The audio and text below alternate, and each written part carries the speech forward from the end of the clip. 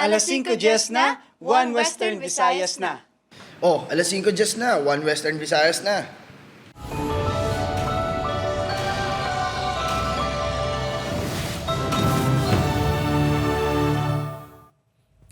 Mga balita nga aton tutukan subong nga Miyerkules, preparasyon para sa Dinagyang Festival 2026 diri sa Iloilo City masako na gid.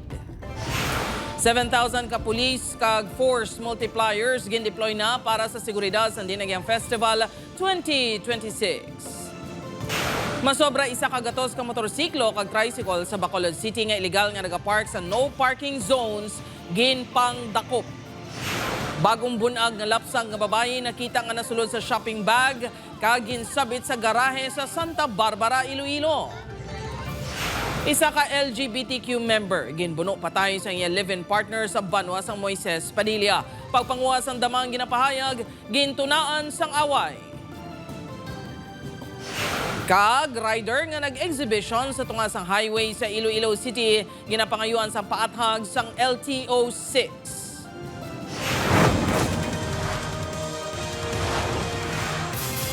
Ini ang GMA Regional TV, One Western Visayas.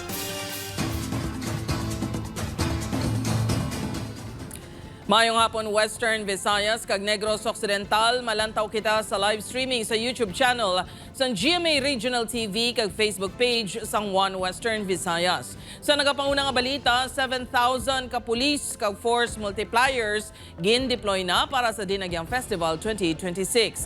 Seguridad sa mga party areas kag festival grounds plastado na. Si John Sala nakatutok live sa Iloilo Sports Complex. John?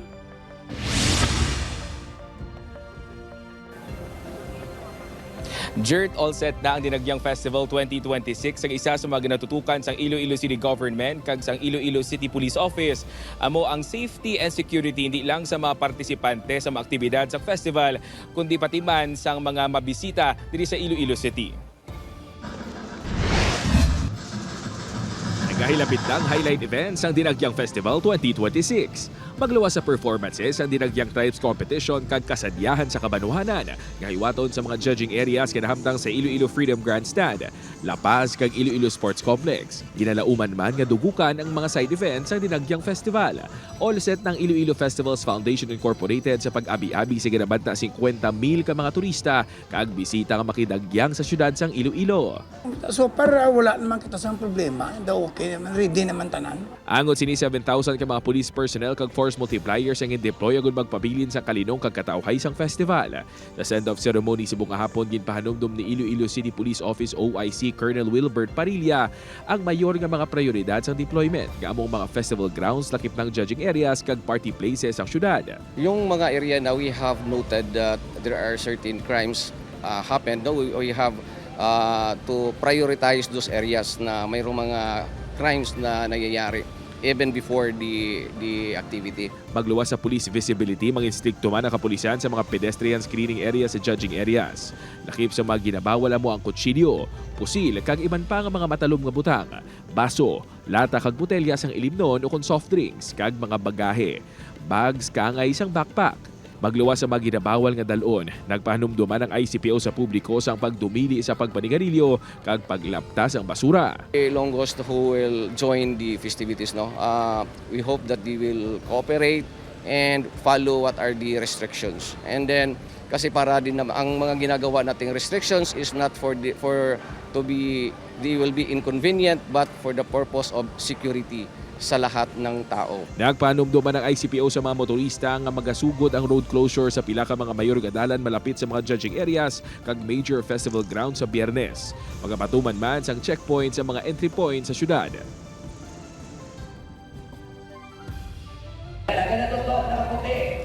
Jert, sa karon aton makitaan diri sa judging area number 3 sa Iloilo Freedom Grandstand ang isa sa mga competing group sa kasadyahan sa kabanwahanan nga ang Tribo Himanban sa Banwa sang New Lucena.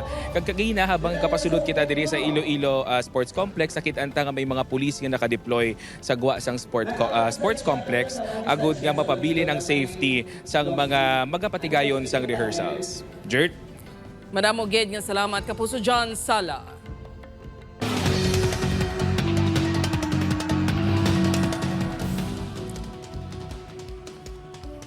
Para sa dugang nga mga balita sa Negros kag Panay, mangin kaupod ta si Adrian Prietos. Adrian?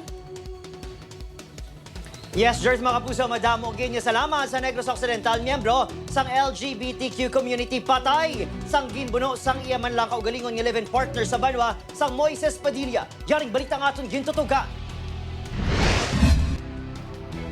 Ginbawian sa kabuhi matapos makaagom sa mga pila sa pagkabuno. Sa dughan kag iban pa nga parte sa lawas, ang LGBTQ member nga si alias Inday, 28 anyos. Ang nagbuno sa biktima, ang iya mismo live-in partner nga si alias Tony, 26 anyos.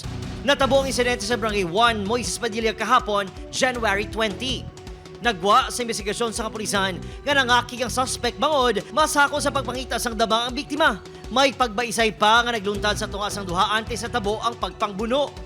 Wala man gid sang pangdamang subong no kay sa September season sang aton damang nangakig ang aton na suspect tungod kay pangita damang ni ang victim naton gina-confirm no kay ang pangita damang da may upod basi nasilo sa upod sang victim. Nagserve ang witness sa krimen ang utod nga lalaki sang suspect. Padayon pa ang ginapangitang suspect nga badasing nga nalagyo. Desidido nga magpasaka sang reklamo ang himata ni Inday batok sa suspect. Adrian Prietos, 1 Western Visayas. Mga kapuso, bagong bunag nga lapsag nga babae na sapwan nga nasulod sa isa ka shopping bag sa Santa Barbara, Iloilo. Si Julius Bilacaol nakatutok. Gintinluan kaginputos ang lampin sa pila ka residente sang Zone 1, Cabugao Sur, Santa Barbara, Iloilo ining lapsag nga babae. Ang lapsag nga ginapatihan bagong bunag pa lang bangod wala pa nautod ang pusod sini. Ang nakitaan sa mag-asawang residente sa lugar mga alas 8 kagabi. Nasulod din sa isa ka shopping bag, kaginsabit sa kawayan nga dingding sang garahe sa kilid sang dalan.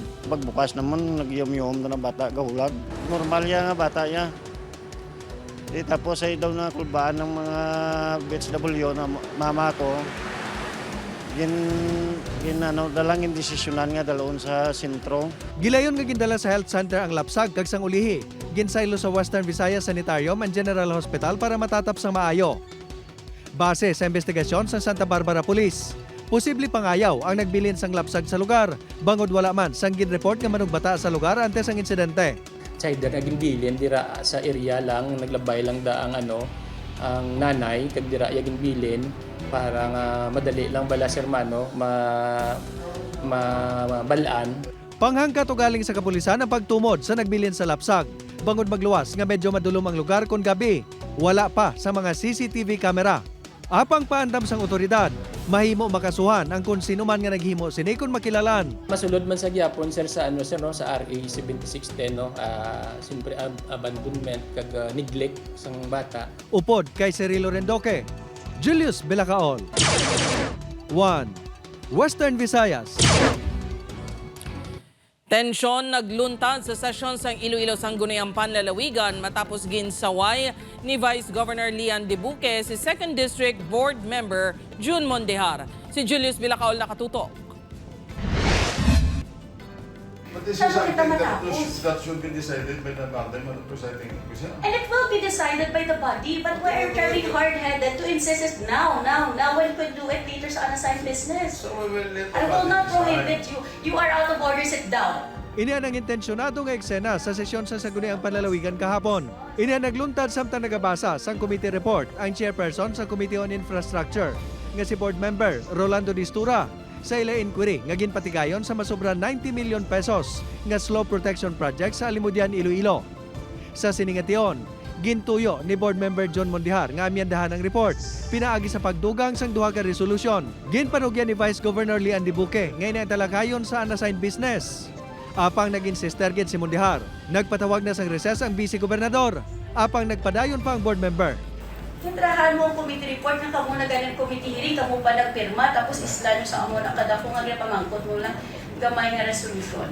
Itakot na sa unassigned business, isuportaran ka Ginadoptar man sa sanggunian ng committee report. Ang motion ni Mondehar, iyan na lang gin-withdraw. Apang ginpanindugan sini nga wala siya sang ginlapas sa rules. Sa pihak sa natabo, hindi man kuno ini agrabyado. Nga chimpo gida nga lain na intalanaw sang kada isa. No. It so happen nga para sa ako niya no sa kadugay man ko dira nga pwede ka-amend.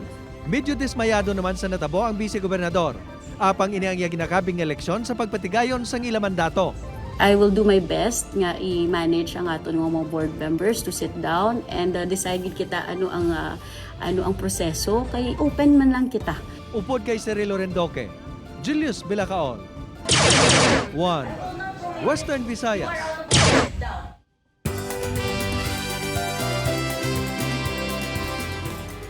Exciting mga kapusong Ilonggo, mangin star-studded ang aton Dinagyang Festival sa bunga tuig bangod. Makihalabira ang pila ka kapuso stars. Ululupod kita nga magbanding sa apoy sa dugo cast, El Villanueva, Derek Monasterio kag Ashley Ortega sa aton Kapuso Mall Show sa SM City Iloilo South Point sa Biyernes, January 23, 8 p.m.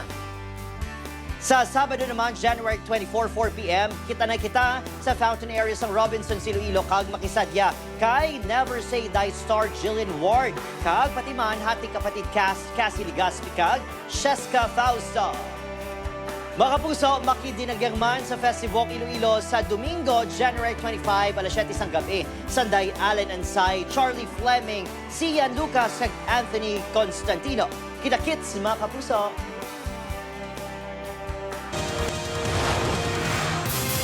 Ini ang GMA Regional TV, One Western Visayas. Mga kapuso, padalaan sa show cause orders ang Land Transportation Office 6 ang motorista nga nakuhaan sa video nga nagatindog kag wala nagauyat sa manibela samtang nagadalagan ang iya motorsiklo sa Benigno Aquino Avenue sa Barangay Dungon, Haro, Iloilo City. Sunod sa LTO 6 makabig nga reckless driving ang nasambit nga akto sang rider santo sa Section 48 sang Republic Act 4136. Hindi lang peligro sa iya kaugalingon kundi patiman sa iban nga motorista kag pedestrian ang nasambit nga akto. Pangayuan sang paathag sang LTO6 ang rider kung ngaan nahimo niya ang akto. Ini ang basihan sa posible penalidad nga iya paga at tubangon. Sa Bacol City mga kapuso, masobra sin ka motorista kag tricycle nga illegal nga nagapark sa dalan sa bahin sang no parking zones ginpang dakop sang traffic management. Nakatutok Aileen Pedreso. Bilang lady rider, mabudlay kuno para kay Sandra ang mangita sang parkingan diri sa downtown area sa Bacolod City. Apisar layo sa iya ulubrahan ang parkingan, ginagwanta siniya ang sitwasyon agud mabutang sa insakto ang iya motor. Aside sang safe nga nagpark akong diin ang parking space, mas siya ligwa sa dalan, hindi ka makabala sa iban nga mga salakyan. So mas okay nga may parking space lang nga ginahatag sa mga tanan nga motorista kag kabudlay dibi sa downtown wala gid mayo parkingan. So mas ang motorista naman nga si Edwin, dutayan lang nga matikitan bangod wala sini makita ang signage nga nagadumili sa pagpark sa dalan. Isang gobyerno takip para at least makakubalang panang minimize ang traffic po. Siyempre, damdamo gabay na basi kung makuha ka bala ka rin na karga ka mo di budlay man. At asol kita may kasi siyempre katuan mo magawat ka to. Sa pagsugod sang towing operations ng Bacolod Traffic and Transportation Management subong Enero, masobra sina ka motorista nga ginalakipan sang motorcycle riders kag tricycle drivers ang nadakpan nga illegal nga nagapark sa designated tow-away zone sa syudad. Kalabanan pa sa mga ini, wala sang helmet kag driver's license. Magluwas nga ginpangmultahan, ginpang-impound ban sang BTTMD ang motorsiklo kag kolorom nga tricycle. Sa subong damo gid man ang mga nagkaladakpan, especially ang mga kolorom bala sa mga area nga ginmark namon bala for sa towing and clamping zone which is sa mga hospital, sa tubangan sa hospital. So kag diri man sa I think some part of the circumferential road may mga signage na siya ang operation ginamon nga bawal gid ang parking dira. Ginapatuman man ang bago nga 5-minute warning sa madakpan nga mga motorista antes ipaidalom sa towing. Upod kay Reynald Castillo, Aileen Pedreso. One Western Visayas.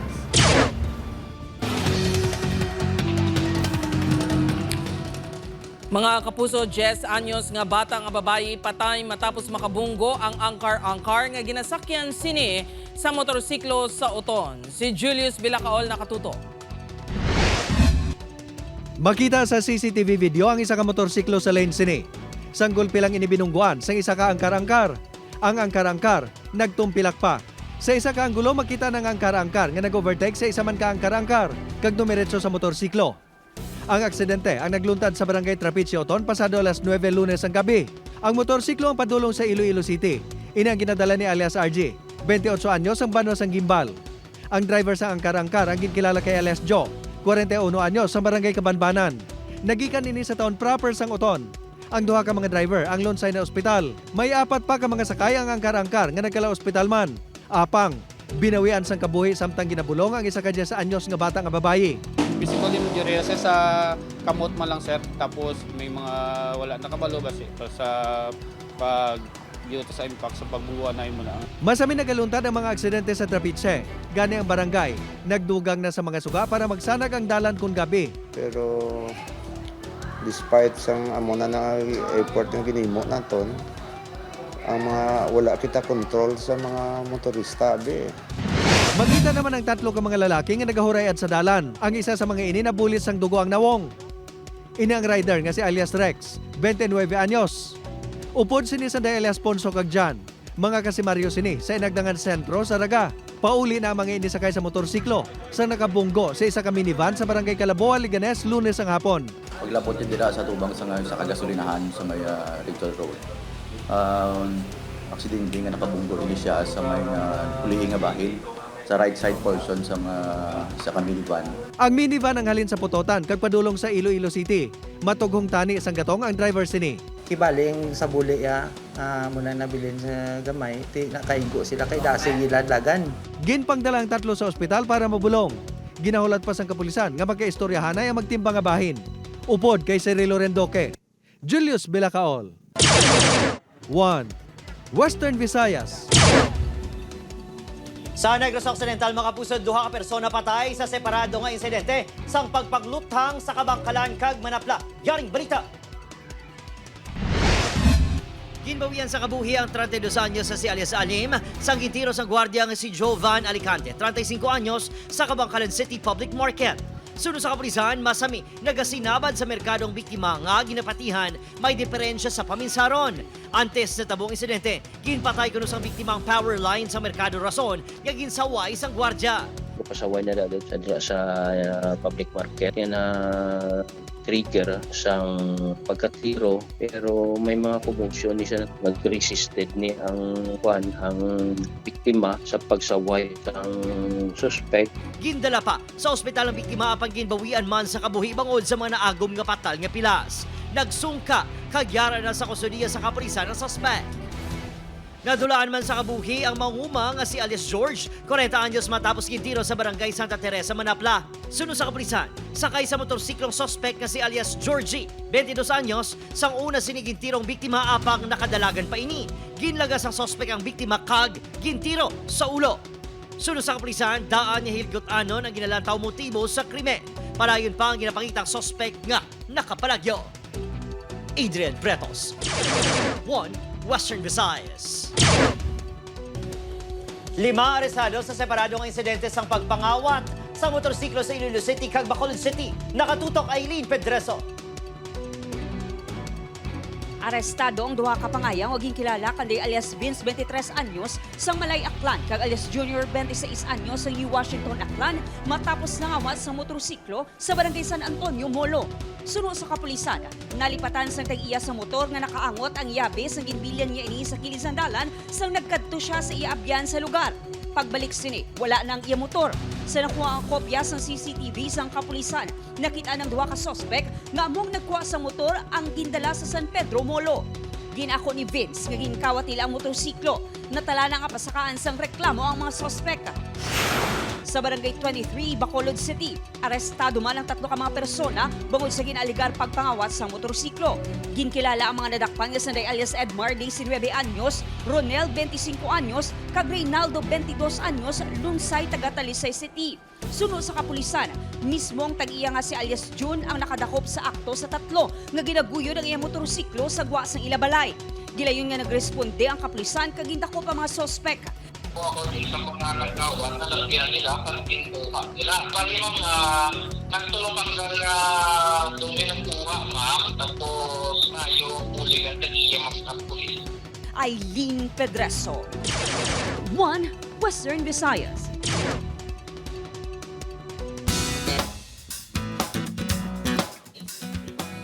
Mga puso, bukas na ang auditions para sa The Clash Teens. Sa mga may talento sa pagkanta nga nag-edad 14 tubtob 19 anyos, pwede gid kamo mag-send sang inyo audition video. Kinahanglan lang nga may isa ka Tagalog kag English song with -1 and instrumental. Kini ang chance mo nga malabot ang imong handom nga mangin singer. Para sa dugang nga detalye, magbisita lang sa The Clash FB page. Mag-audition na, kapuso. Ini ang GMA Regional TV, 1 Western Visayas.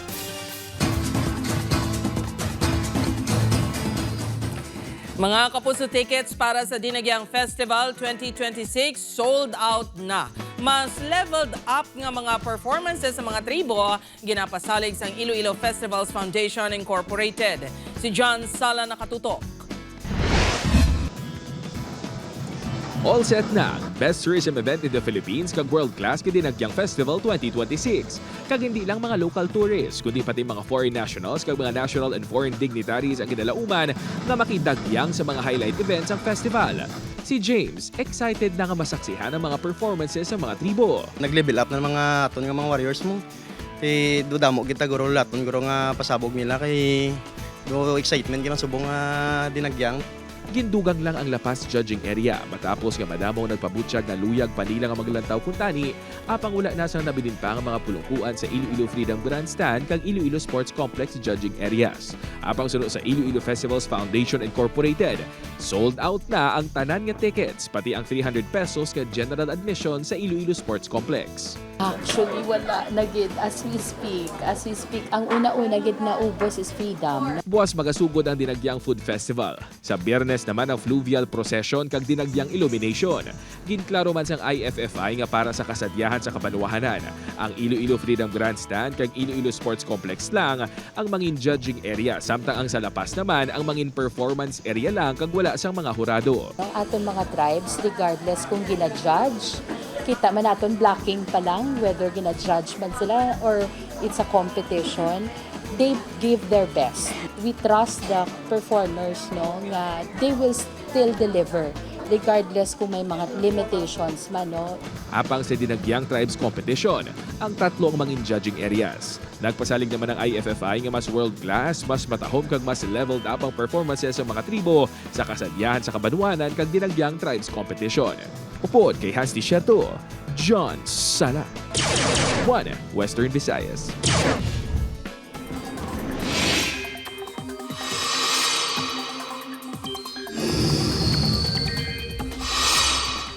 Mga puso, wala sang direktang epektong Bagyo Ada nga padayon nga nagapalayo sa kadutaan.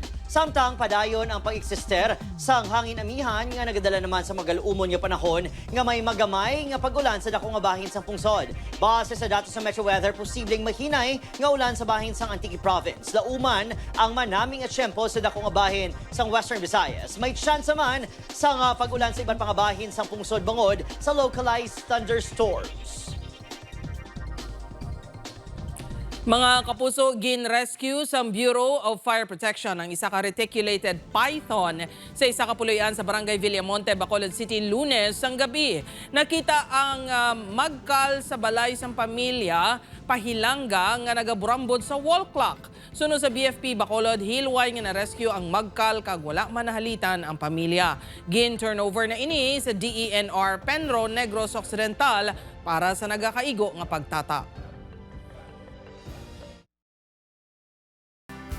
Mga kapuso, nangin madinuago ng opening sang Haro Fiesta 2026 nga giniwat sang Sabado. Ginpatigay ng parada sa palibot sang Haro Plaza. Ginbida sa mga kabarangayan ng ina mga float sa kaya mga little queens and kings halin sa mga early childhood development centers sa distrito sang Haro. May patigayonon man nga garden show sa kilis sang Haro Belfry, food fest kag peryahan. Sa Pebrero 2 ang fiesta sa Nuestra Señora de la Candelaria.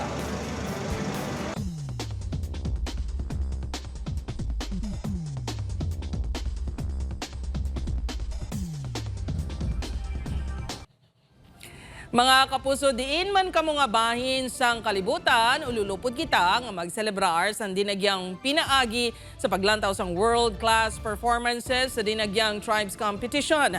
Bantayan ang halabirada GMA Regional TV Dinagyang Festival 2026 special coverage.